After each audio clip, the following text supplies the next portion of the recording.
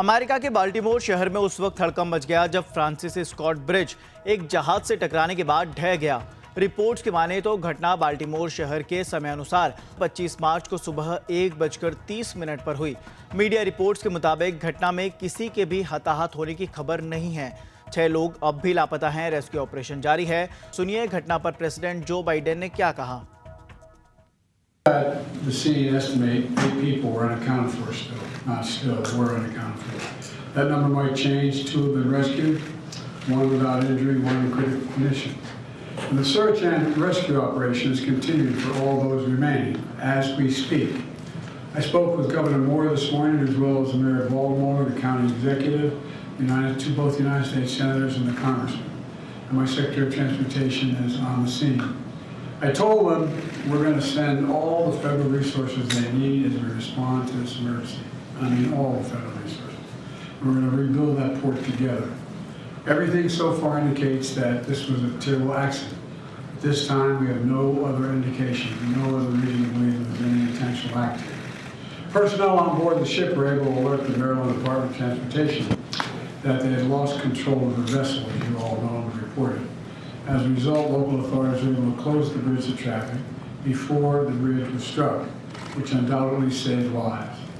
Our prayers are with everyone involved in this terrible accident and all the families, especially those waiting for the news of their loved one right now. I know every minute in that circumstance feels like a lifetime. I just don't know. It's just terrible. We're incredibly grateful for the brave rescuers who immediately rushed to the scene and to the people of Baltimore. I want to say we're with you. We're going to stay with you as long as it takes. Like the governor said, you're Maryland tough, you're Baltimore strong, and we're going to get through this together. And I promise we're not leaving.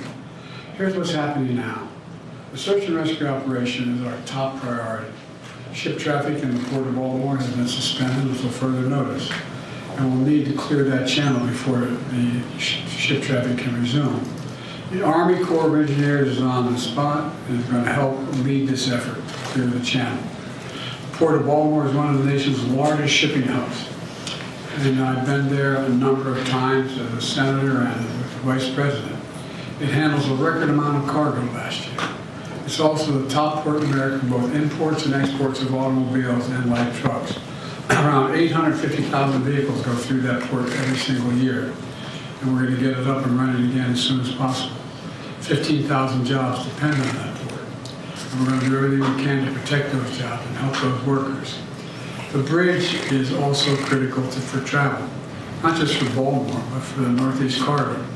Over 30,000 vehicles cross the Francis Scott Key Bridge on a daily basis. It's virtually, it's one of the most important elements for the economy in the Northeast and the quality of life. My transportation secretary is there now. As I told Governor Moore, I've directed my team to move heaven and earth to reopen the port and rebuild the bridge as soon as humanly possible. And we're going to work hand in hand with the support of Maryland to support Maryland whatever they ask for. We're going to work with our partners in Congress to make sure the state gets the support it needs. It's my intention that the federal government will pay for the entire cost of reconstructing that bridge. And I expect the Congress to support my effort. This is going to take some time. The people of Baltimore can count on us, though, to stick with them at every step of the way until the port is reopened and the bridge is rebuilt. You know, we're not leaving until this job is done. We're not leaving until then. So I just want to say God bless everybody everyone harmed this morning and their families. And may God bless the first responders, many who are risking their lives. And the reason I'm not going to take a lot of questions is the remaining issues that are open, and we've got to determine what's going to happen in terms of the rescue mission and the like. But